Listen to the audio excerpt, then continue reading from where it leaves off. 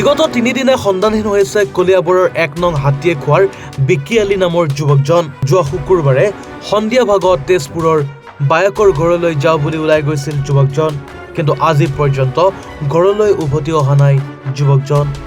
মহম্মদ ফজৰ আলী আৰু মিছ হাছিনা বেগমৰ একমাত্ৰ পুত্ৰ সন্তান বিকি আলীক বিচাৰি পৰিয়ালৰ মাজত সৃষ্টি হৈছে হাহাকাৰ। বিকি আলীয়ে লৈ যোৱা চাইকেলখন কলীয়া ভোমৰা দলঙত উদ্ধাৰ হোৱাত অঞ্চলজুৰি এতিয়া তীব্ৰ চাঞ্চল্যই বিৰাজ কৰিছে। এতিয়া প্ৰশ্ন হৈছে, কলৈ গ'ল এই মেধাৱী ছাত্ৰ বিকি? যদি কোনোৱে যুৱকজনৰ সন্ধান লাভ কৰে তেনেহ'লে 7399335501 নম্বৰত যোগাযোগ কৰিবলৈ অনুৰোধ জনাইছে পৰিয়ালৰ লোকে। ইতিমধ্যে কলিয়াবৰ আৰু তেজপুৰত SDRF বাহিনীয়ে যুৱকজনক বিচাৰি ব্ৰহ্মপুত্ৰ নদীত অভিযান অব্যাহত ৰাখিছে।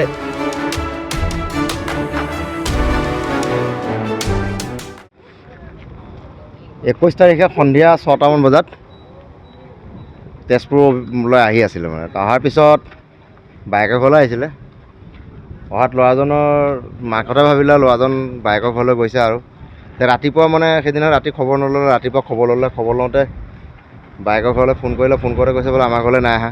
তেতিয়া আমাৰ গাঁৱৰ ল'ৰাবিলাকে মানে অলপ বিচাৰিলে যে ল'ৰাটো নাই, ৰাতি ক'ত গ'ল বুলি বাগৰ ক'লে, চবেই গোটেই ওচৰ চুবুৰীয়াক ক'লে। বিচাৰোঁতে মানে ভোমৰাগুৰি ব্ৰিজৰ 2 নম্বৰ খুঁটাৰ ওপৰত তাৰ চাইকেলখন পালোঁ। চাইকেলখন পোৱাৰ পিছত আমাৰ মানে সন্দেহ হ'ল। তেতিয়া আমি বৰঘাট আৰক্ষীক জনালোঁ, চলুং আৰক্ষীক জনালোঁ। আৰক্ষীক জনোৱাৰ পিছত চলুং আৰক্ষীও আহিলে, চালে, তদন্ত কৰিলে। মানে বৰঘাটৰ আৰক্ষীও আহিলে, তদন্ত কৰিলে। তাৰপিছত এতিয়া মানে কি আমাৰ সন্দেহ এটা হৈছে যে ব্ৰহ্মপুত্ৰৰ ওপৰৰ পৰা জাপ মাৰি দিছে। প্ৰিয়াইও কৈছে যে ওপৰৰ পৰা কিবা এটা বস্তু ৰাতি 7টা, 7:30, 8টাৰ ভিতৰত মানে কিবা এটা ওপৰৰ পৰা পৰিছে বুলি গম পাইছে, শব্দ শুনিছিলে।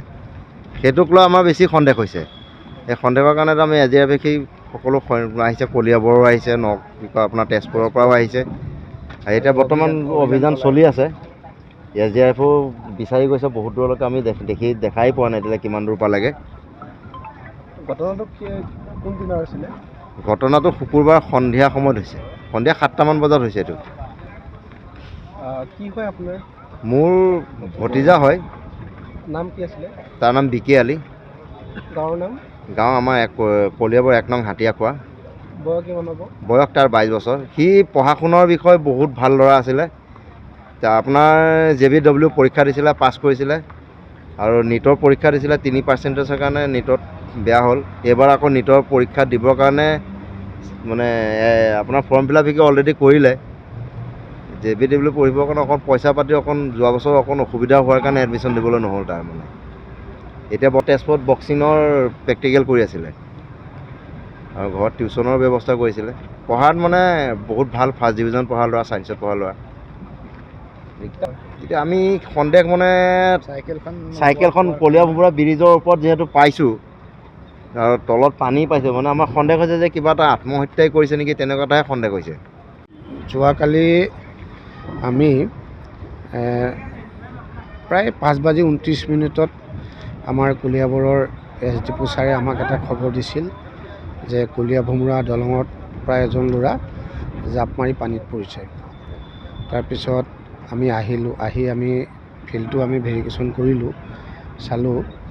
ৰাতি সন্ধিয়া হোৱাৰ কাৰণে আমি কালি অপাৰেশ্যন আৰম্ভ কৰিব নোৱাৰিলোঁ। আজি ৰাতিপুৱা ঠিক 8 বজাৰ পৰা আমি অপাৰেশ্যন আৰম্ভ কৰিছোঁ। ইতিমধ্যে অপাৰেশ্যন চলি আছে। এতিয়ালৈকে আমি একো সুসূত্ৰ পোৱা নাই। আৰু তেখেতৰ ইতিমধ্যে চাইকেলখন আমি যোৱাকালি উদ্ধাৰ হৈছে, চাইকেলখন পোৱা গৈছে, আৰু ইতিমধ্যে আমাৰ অপাৰেশ্যন চলি আছে। গতিকে আমি ল'ৰাটো হ'ল আমাৰ কলিয়াবৰৰ নলতলীৰ বিকি আলী। বয়স প্ৰায় 22 বছৰমান হৈছে বুলি কৈছে তেওঁলোকৰ গাৰ্জেণ্টে। গতিকে আমি অপাৰেশ্যন চলাই আছোঁ। চাইকেলখন ক'ত পোৱা গৈছিলে? চাইকেলখন আমাৰ যিখন পুৰণা দলং কলীয়া ভোমৰা দলঙৰ ওপৰতে আমি চাইকেলখন পাইছোঁ। কিমান সময়ত আপোনালোক উদ্ধাৰ অভিযান চলাই আছে?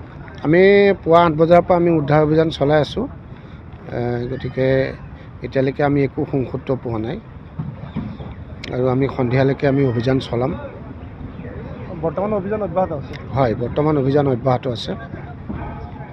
Kaliabor fire and emergency service আৰু তেজপুৰ ফায়াৰ এণ্ড ইমাৰ্জেঞ্চি ছাৰ্ভিচৰ যুটীয়াভাৱে আমি অভিযান চলাই আছোঁ।